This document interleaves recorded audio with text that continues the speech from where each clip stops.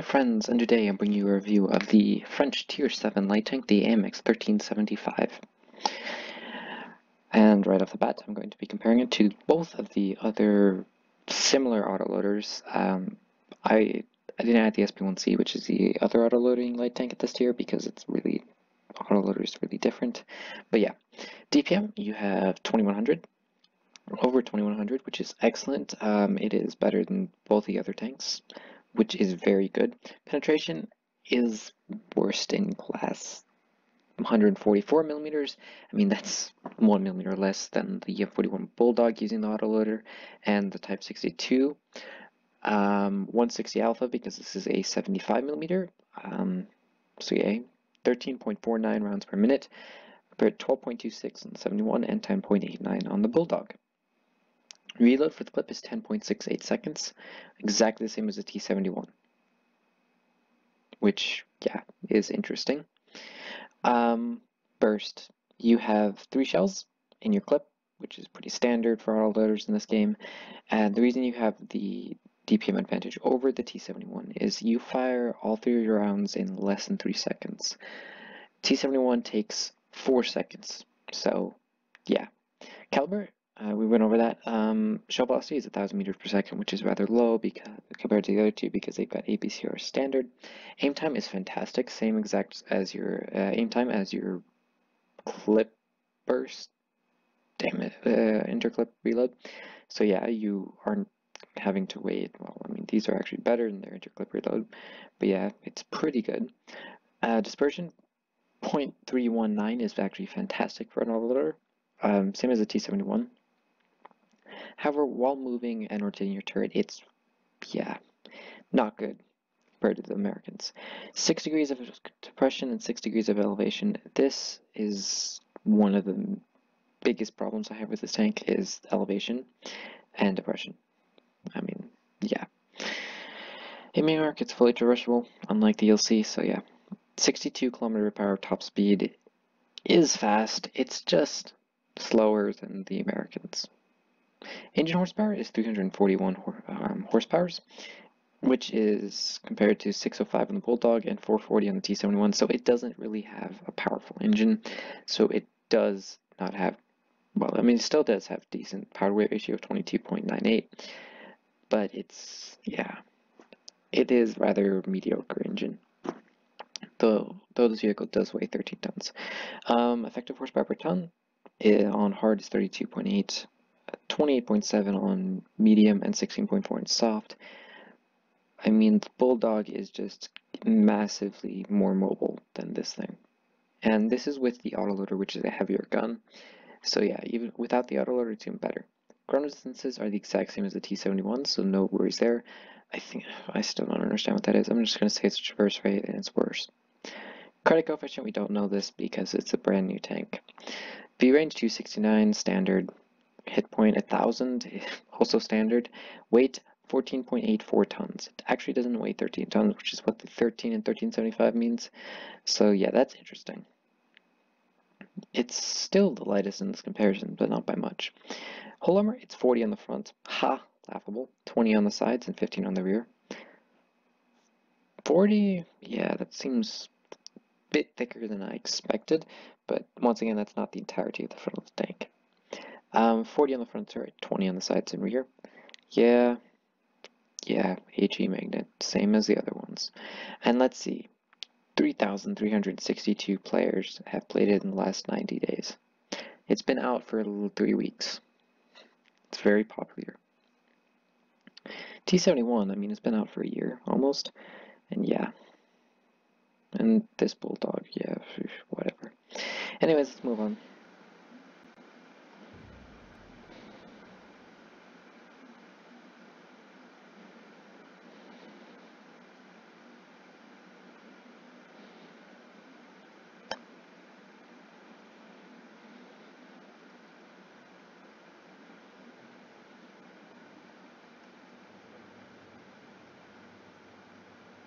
Yeah.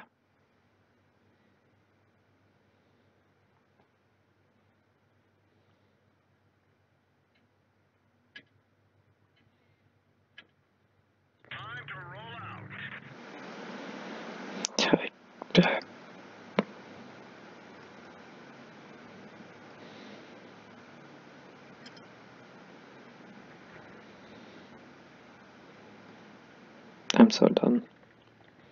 12% over 11 battles. And that's not gain, that's lost.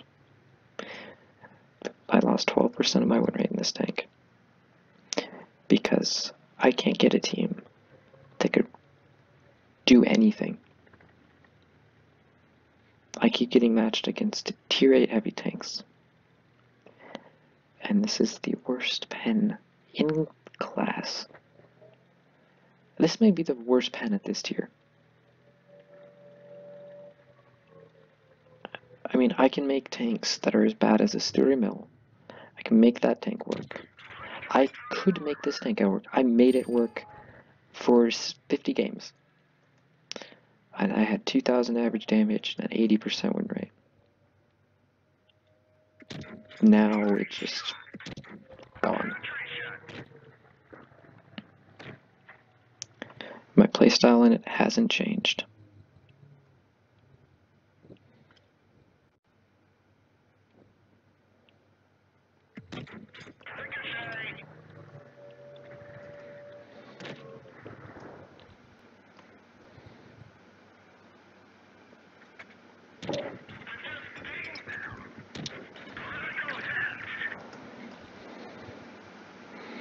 And I could be playing any way I want. It doesn't matter. If the team sucks, you're not gonna win. Not with a tank that can't carry like this. And this tank can't carry games. You get put up against tier 8s and 1v3, and this tank won't win. I mean, I really enjoy the tank. I think it's fantastic, or I did.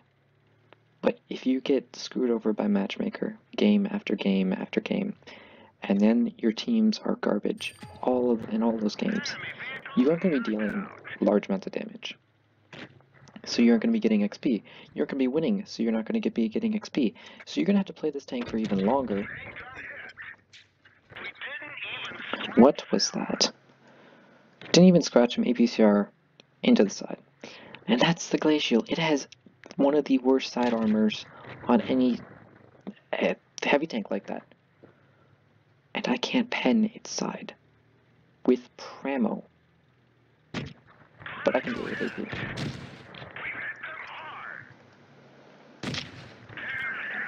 Yeah, logic. I mean, I might have hit an angle that I couldn't pen or something, but no way I should have bounced.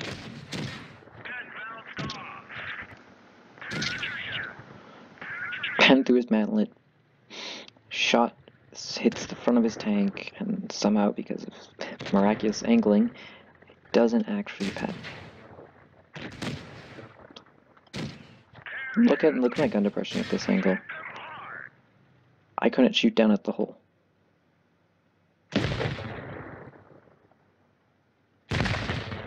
If I could have, you would probably be dead. Whatever. Only one kill. Yay, over 2,000 damage. Top of my team. Exactly this joint highest damage in the game. That's special. You know, if I could voice over my games, I wouldn't be... Well, I mean, I wouldn't be pressured as much to record, you know, trying to commentate on the games while playing the games, because that really does affect how you play. If you were to just play a normal game without having to commentate over it, and just thinking about what you're doing, and not having to worry about the other situations and talking about them, I mean, you still have got to worry about other situations, but you don't have to talk about them. You can focus more on what's important, and well, I mean, commentary is important. But I mean, in my situation, I have to commentate on a bunch of things. I can't try to praise this tank's strengths or what's the opposite of praise? My mind's blanking on it. It'll come to me eventually. I can't say anything about weaknesses while I'm actually demonstrating them, because No, all gameplay is live. I mean, that's nice, but I mean, eventually it'll just become boring. Nice, first clip went in, all 3 of the shots penned. That is a stock T29. That KV2 can really mess me up, and there's 2 of them, I just realized. Okay, it was nice getting that shot into the ARL at the beginning. Going for the drive wheel, I think I did track him, but it actually didn't go through and deal damage. It counted as a bounce, so I'm not sure. I'm pretty sure I got the assistance damage for that. No other ones are spotted. I am spotting all of these. It's not that jumbo. He wasn't there when they were lit. And then, yeah, he's kind of doesn't have a line of sight into them. I expect them to be over there. There may be somebody over there, but I don't think so. I don't like that none of them are spotted. The bad thing about driving backwards like this is because this tank's AMX is located in the back. So, I mean, you're utilizing your tank. I mean, you may have more gun diversion over here, or not, I don't care.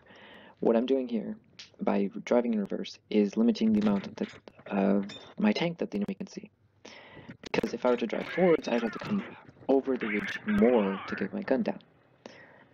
And this way, it's working just fine. And as long as I don't get shot in the lower hole, at least I believe that's where the AMX is. I can't remember off the top of my head. This is where extra gun depression would be handy. I think there's a tank there. I don't know. That 1.33 second aim time is absolutely a lie. I think this thing has more along the lines of 2 seconds to fully aim in. I could be wrong, though. I could just be imagining things. But it certainly doesn't feel like 1.33 seconds.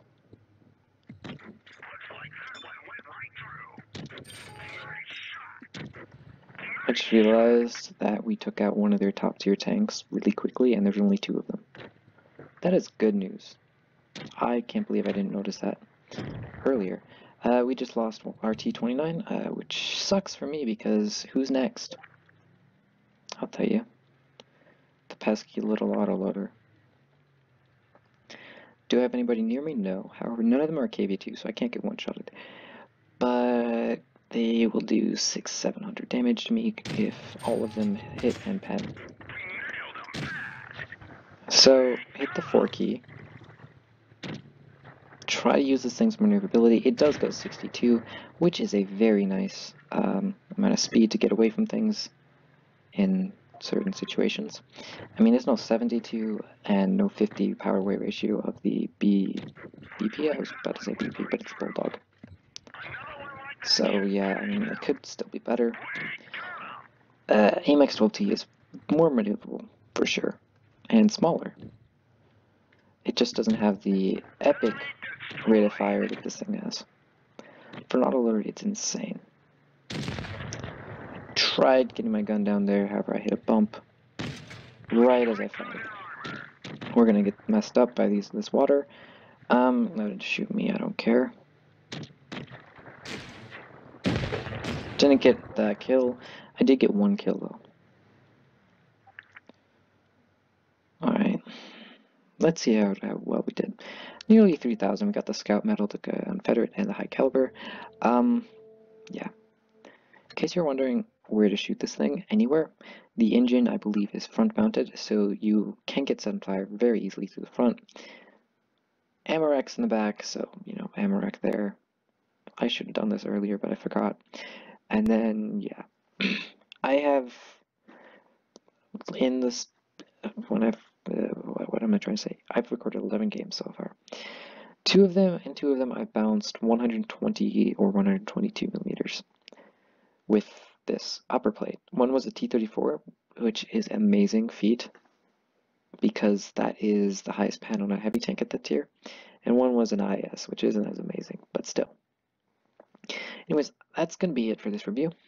I hope you all enjoyed, and if you did, and like it words would like to show that you did, please don't forget to hit the like button down below, subscribe if you're new, and comment about anything, really. Yeah. And yeah, this thing, in my opinion, it is the best in line that I've played so far. Yeah, like both of the other French lines, the tier 7's pretty good. Well, except for this stupid AMX, what is it? The AC45? AMX M445. It's not a bad tank. I did enjoy it. It was just kind of a letdown after the arrow. But in this line, this is this and the 12T so far my favorite. I do have the 1390. I don't think it's very good. But yeah, you'll see a review of that in like a couple weeks. But let's spoil what the next review will be on.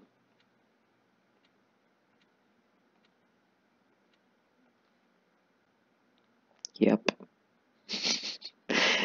And with all that being said and done, I have to say see you all, have fun, stay safe, and bye.